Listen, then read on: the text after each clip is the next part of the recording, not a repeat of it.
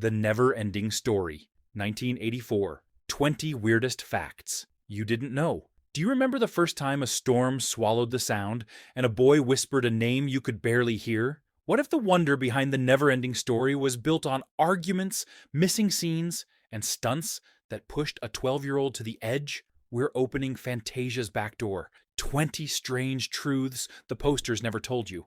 Why the author tried to shut the movie down. Why American audiences never saw A Quiet Breakfast that explains everything. What really happened in the swamp, and how a luck dragon still waits for you in Munich. Stay with me. By the end, you'll know exactly where the door still opens. Number 1. The author who tried to stop his own movie. Michael Ende didn't just write the never-ending story, he guarded it. At first, he consulted on the script, but as the production drifted from his themes, he asked the producers to halt the film or change the title. When they wouldn't, he fought to have his name removed and took them to court. He lost and watched the release from the sidelines, blasting it as a kitschy, merch-first, plush and plastic makeover of his book. The film also covered only the first half of his book, which is why the story on screen feels complete when the novel is only warming up. He wasn't raging for drama.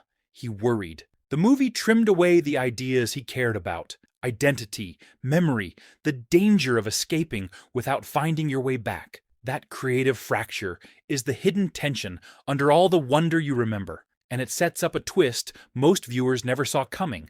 Do you agree with him, or did the film get the heart right? But that wasn't the whole story. Number 2, the half you never saw. On screen, the story feels complete when the boy saves a dying world. In the book, that's only the doorway. The real journey starts after the rescue, when he crosses into Fantasia with a talisman that grants any wish.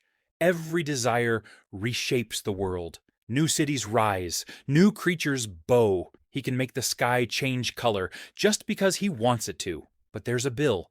Each wish quietly takes a memory. First, the small things, favorite smells, a school corridor, a laugh, then bigger ones, his father's face, his own name. Power rushes in as identity drains away.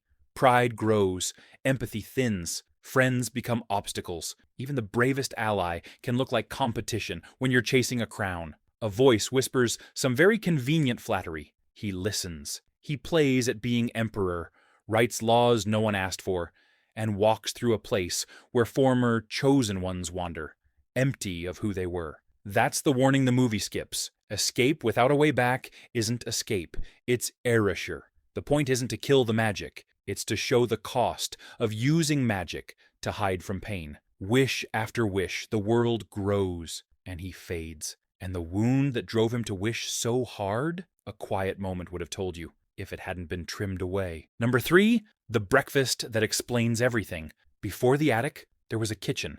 No monsters, no magic, just a father and a son sitting across a table that felt too big. He talks about keeping your feet on the ground. The boy nods, but his eyes are far away. You can feel who's missing without anyone saying the word. Grief hangs in the room, like steam from a mug. That small, awkward morning is the key. It tells you why a quiet kid would choose a book over the world. It makes his hiding make sense. When you see that distance between a parent trying to be practical and a child trying not to break, the rest of the story stops being a fantasy and starts being survival. Without that moment, his dash to the attic can look like mischief. With it, you understand it's medicine. The pages aren't just an escape. They're a way to breathe when the house is too loud with silence. And the promise isn't be brave because adventure is fun. It's be brave because pain doesn't end just because the bell rings for class. That's the heart this story beats with. Not running away, but finding a way through. Just as comfort peeks in, the story pulls the rug. Number 4, the rumor that wouldn't sink. You remember the cry, the hands pulling, the horse that wouldn't move. For a lot of kids, that was the first time a movie felt like losing someone. And then the whisper started. They really let the horse go under. They didn't. But the day that scene was made was still the one people don't like to talk about. Picture a set built to break your heart. Rain beating down, mud that swallowed boots, a boy begging. Something on the setup failed, And for a long, scary minute, nothing behaved the way it was supposed to. Voices rose, people ran, the animal panicked. No one forgot how quickly make-believe can hit bone. The reason the moment hits so hard isn't just what you see, it's what you feel. The shock of discovering that sometimes strength can't help, and love isn't enough to pull someone free. That truth lands before anyone explains it, and it sticks for years. So no, the legend about a lost horse is just that, a legend. But the fear you felt as a kid, the actors and crew earned it the hard way. That's why, even now, the scene makes grown-ups go quiet. Be honest, did this scene get you the first time? And the danger didn't stop there. Another close call was waiting just out of frame. Number 5, the kid who took the hits. He was 12. No stunt double to hide behind, no shortcuts. Just a small set of shoulders carrying a world. Weeks of training came first. Horseback drills, blade practice, breath training till the lungs burned. Then the real tests. Dragged through mud, yanked by wires, holding his breath a little too long in cold water because the shot needed it. He kept saying yes. That's what you remember on screen. A boy who looks fearless. But bravery isn't the same as being safe. One creature's metal teeth snapped too close and caught his face. Hospital, stitches, a mark that never quite left. Another day he pushed past the line where air runs out and time seems to slow. Plenty of eyes watched. Only one face took the mark. Why does his performance land? Because it isn't polished. It's honest. You can see the effort in the way he moves. Hear it in the way he breathes after a fall. He wasn't pretending to be a warrior. He was trying not to break. It worked. We believed him. And that belief glued the fantasy together when the sets shook and the schedule stretched. But not every turning point came from danger. One big change softened the entire world, and it came with a pair of kind eyes and a cloud of fur. Number 6, the dragon who learned to smile. Early sketches made him distant, long, sleek, a proper dragon with a cold stare. Majestic, yes, but not the kind of face a frightened kid would trust. So they changed him. Softer muzzle, fur you could almost feel, and eyes that listened. Suddenly, the luck dragon stopped looking like a weapon and started feeling like a promise. That mattered. In a world built on loss and fear, he became the one place to rest. The scene doesn't work because he's powerful. It works because he's safe. A flying hug with a heartbeat. The kind of friend you would have wished for when the house was quiet and the roof felt too close. Watch how the boy's shoulders drop the first time he leans into that neck. The storm is still there, but the panic isn't. That's the shift. Courage that comes from being held, not from being hard. And here's the part most people don't realize. That comfort didn't end with the credits. Somewhere, even now, a door opens, and the smile is waiting. Number 7. You can still ride a luck dragon. Yes, right now. In a studio in Munich. The old friend waits. Soft fur, wide, patient eyes, a back big enough for grown-ups who swore they'd never cry at a kid's movie. You climb up, settle in, and for a heartbeat, the years fall away. The world outside thins to a glow. You remember the attic, the storm, the whisper, and then you do what you promised. Yourself you wouldn't. You grin like the kid you were. He isn't pixels. He's real, built to be touched, to blink, to nod as if he understands why you came back. The photo is nice. The feeling is why you came. That's the secret of this story. It doesn't ask you to grow up. It asks you to remember. And sometimes remembering is the bravest thing. If you could take one photo on his back, what would your caption be? Hold on to that feeling, because the next doorway back to Fantasia isn't a ride at all. It's a sound you've known since the first time the sky turned pink. Number 8, the theme that wouldn't die. Before a page turns or a dragon flies, a small shimmer of synth takes you home. One melody, light as breath, and suddenly you're back in a pink sky with a book in your lap. That chorus didn't just sell a movie, it branded a childhood. Kids hummed it at bus stops, grown-ups pretended not to. Then, decades later, it slipped back in through a side door. 2 teens sing it into crackly radios, and the internet lights up. Streams spike. Suddenly, everyone knows the chorus again. A new generation claims the song, and the old one realizes the feeling never left. Why does it work? Because the tune isn't about spectacle, it's about permission to believe, just a little, that wonder might still answer if you call its name. The refrain is simple on purpose. It sticks. It brings you back. Did you first hear it in theaters or on TV? And that American version you remember so clearly? It didn't land that way by accident. A quiet hand helped shape what you heard and what you saw without ever asking for the spotlight. Number 9. The quiet champion in the background. Sometimes a story survives because someone steady whispers, "Keep going."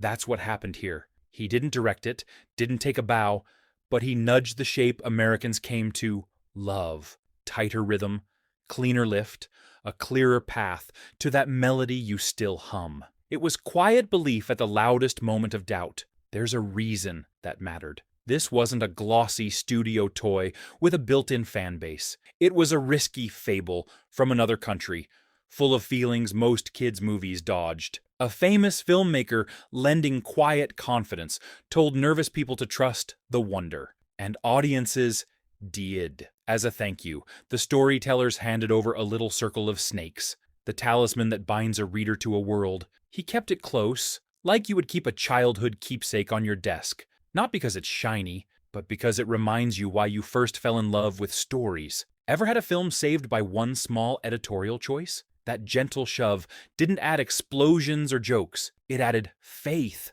And the film needed every ounce of it. Because the next truth is simple and scary. Making this dream wasn't just hard on people. It was a gamble that could have buried the whole project if the magic didn't land. Number 10. The bet that could have sunk a studio. This wasn't a modest fairy tale.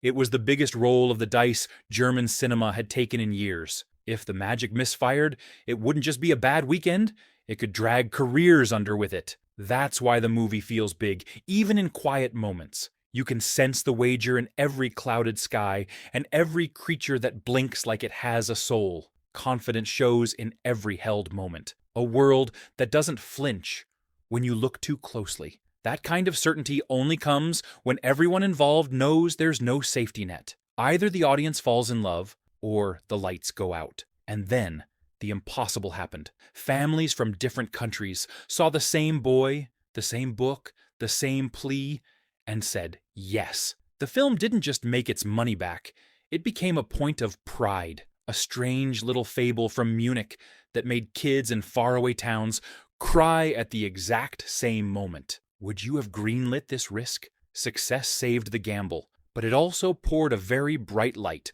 onto one performer who was far too young to carry everything that came next. Number 11, the crown that was too heavy. She barely moves, barely speaks, and you can't look away. The childlike empress wasn't on screen for long, but her calm cut through the noise. Overnight, the girl behind that face became a symbol. Attention arrived faster than protection.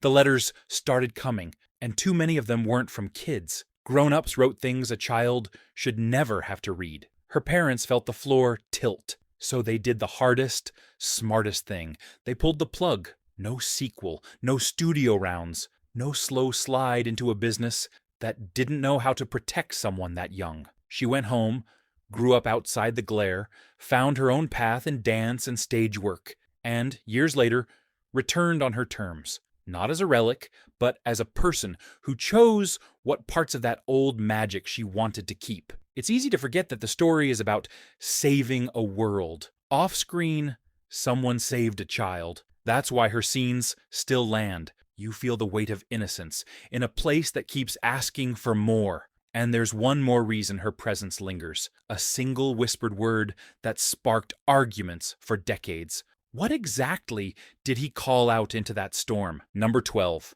The whisper that split living rooms. Storm at the window. Lightning in the sky. He leans out and shouts a name. And for decades, families argued over what they heard. Some swore it was Mom. Others insisted on something stranger, softer, almost dreamlike. Here's why it matters. That name isn't a trick. It's a blessing. He isn't just saving a world. He's naming a loss and carrying it forward. In the story on the page, it's clear. Moonchild. A word that sounds like grief turning into light. It's simple, and it's brave. It works because the boy finally stops running and speaks the one thing that hurts. Listen again, and you can feel the shape of it, even if the thunder swallows the consonants. The point isn't perfect audio, it's the ACT. He gives the Empress a name the way you give yourself permission to keep going, by saying out loud what you were afraid to say at all. What did you hear the first time, and now? And if the name started debates, the music did something even stranger. It changed, depending on where you watched. Number 13. 2 versions, 2 heartbeats. If you grew up in Europe, the story opened with swell and hush, strings that felt like a hand on your shoulder. If you watched in America, it arrived on a shimmer of synth and a chorus that stuck to your ribs for decades. Same boy, same book. 2 different pulses. Neither is right. They just aim your feelings in different directions. The orchestral path makes Fantasia feel ancient, like a legend told by candlelight. The pop path makes it feel immediate, like the world might answer if you sing loud enough. Different cuts, different muscle memory. What never changes is the promise under both. This isn't a spectacle, it's an invitation. One version asks you to listen, the other dares you to hum along. Either way, the door opens. Which version is your memory's default, strings or synth? But when the door stayed open for more movies, something slipped out that was hard to get back. Number 14, when more wasn't better. Success demanded a bigger world, new movies, fresh faces, a TV run that promised endless corners of Fantasia. But somewhere in the stretch, the pulse thinned, plots grew louder, while the feeling that made you care, loneliness, memory, the ache of wanting to belong, got crowded to the edges. It wasn't anyone's fault in particular. Swap a lead, shift the tone, chase a faster laugh, and suddenly the quiet that made the first story work has no place to sit. You can build taller towers and paint brighter skies, but if the center isn't about a kid trying to hold himself together, it stops being this tale and starts being a costume party. Fans tried to love it anyway. They showed up hoping to feel that same lift in the chest when the pages turn and the room falls away. Instead, they got hours that moved, but didn't move them. The follow-ups moved, but didn't move you. Did any sequel hit the same nerve for you? That's the thing about a story built on grief and courage. It can't be mass-produced. It has to feel hand-carved. When it does, you lean forward without being asked. When it doesn't, you glance at the clock. But stories don't stay still. When a favorite loses its footing, someone always reaches for the spine and says, "Let me try." And soon, new hands would open the book at page 1 and whisper a different promise. Number 15. The book keeps opening. Some stories end. This one refuses. The kids who first watched it under pink skies grew up, picked up cameras, and started asking the same question you did as a child. What else is in there? Quiet meetings turned into plans, not to polish the old beats, but to finally explore the path the first movie never walked. The wishes, the memories, the cost. If it happens, don't expect a coat of nostalgia paint. Expect a different map. New faces. New corners of a world that was always bigger than one film could hold. The heart won't be bigger monsters. It'll be the same ache that made you lean forward as a kid. How do you keep yourself whole in a place that gives you everything you ask for? That's why the idea feels alive. Again, not because time made it trendy, but because the question it asks never gets old. We change. The story changes with us. And if new hands turn those pages, the best outcome is simple. You'll recognize the feeling, even if the scenes look new. Before tomorrow, the past clears its throat. An anniversary that brought the colors back, the grain gentler, and a few old voices you haven't heard in years. Number 16. When the colors came back. Time didn't bury this one. It polished it. Anniversary editions brought the glow back, skies the exact shade of memory, eyes that actually shine, grain that feels like film instead of fog. You press play, and it looks the way your mind swore it always did. The restore matches how you remember it. The extras do something sweeter than trivia. Old faces tell the story like a family secret finally shared. Concept sketches flip by like postcards from a world that almost was. A few raw tests remind you how fragile the magic really was. Hands, cables, breath, patience. People who grew up with the movie sit their kids down beside them and wait for the same gasp, the same laugh, the same tear. And when it comes, 2 generations glance at each other as if to say, right there, did you feel it too? Do you prefer original grain or modern polish? That's the quiet power of a careful restore. It doesn't change the soul, it simply dusts it off so you can see the shape again. And once you see it clearly, one question pushes forward, the one you asked as a kid. How did they make that feeling? The answer isn't a computer. It's light, smoke, and a trick of weight that turns pretend into something that sits heavy on your chest. Number 17, how they made sadness feel heavy. Forget computers. It was weight, cold water, dark mud, rain that felt personal. They built a place where everything wanted to pull you down, then asked a child to fight it with his voice. The sky looks endless because the light drifts like a held breath. The air looks thick because they filled it with just enough haze to turn distance into memory. Even the ground feels tired. Each step sinks. Each tug says, not today. The trick wasn't to scare you.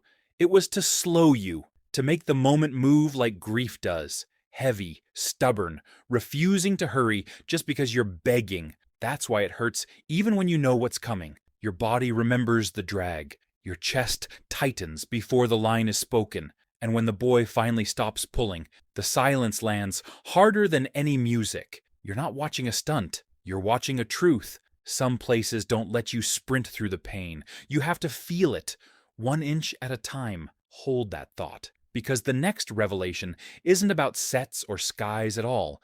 It's about the cost of chasing wonder, when the edge is closer than anyone thinks. Number 18. When wonder ran a little too close to the edge. Practical magic is beautiful because it looks real, and dangerous because it often is. Wires tug harder than you expect. Cold water steals breath faster than pride can keep up. Soft surfaces can hide hard edges. On this set, a kid learned all of that the quick way. He did the training, he did the falls, he did the long breath holds, where the world narrows to a dot and you tell yourself, just 1 more second. Most days ended with bruises and a grin.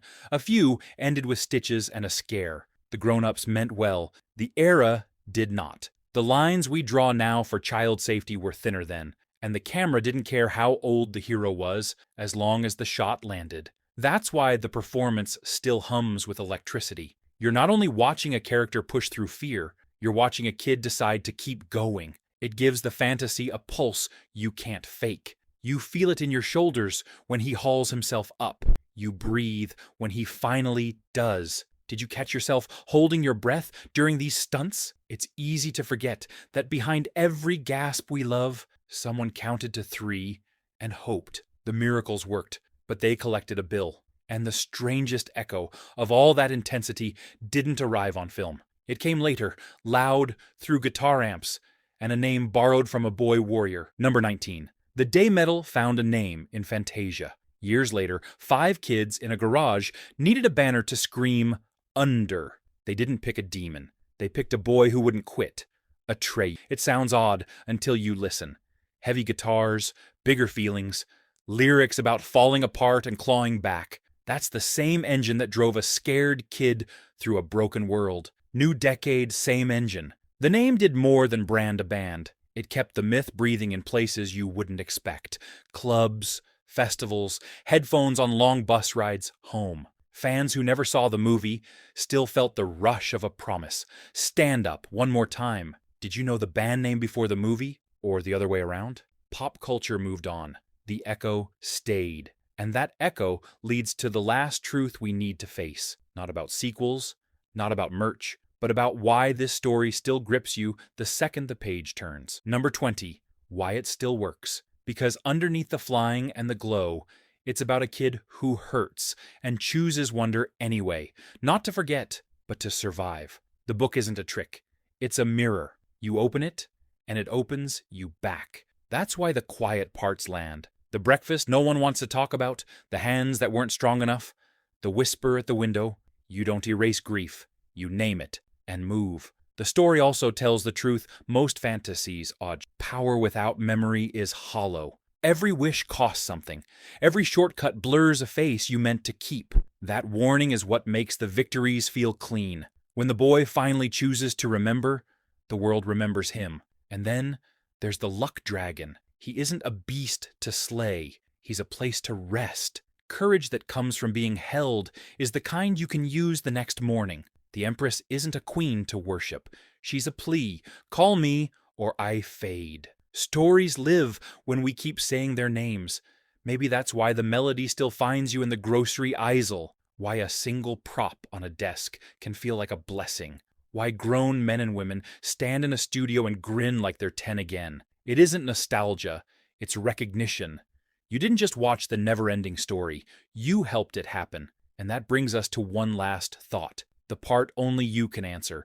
Maybe that's why this one lingers. Not the flights or the monsters, but a boy who names his hurt and keeps going. A world that answers when you speak softly enough to mean it. If you felt a tug anywhere tonight, a kitchen gone quiet, a swamp that wouldn't let go, a whisper you still can't quite hear, tell me which moment still lives in your head. If this brought a good memory back, tap like so, this reaches another kid now grown. Subscribe if you want more deep dives into the films that raised US, and drop a comment with the next world you want us to open. Some stories fade when we stop saying their names. This one doesn't have to.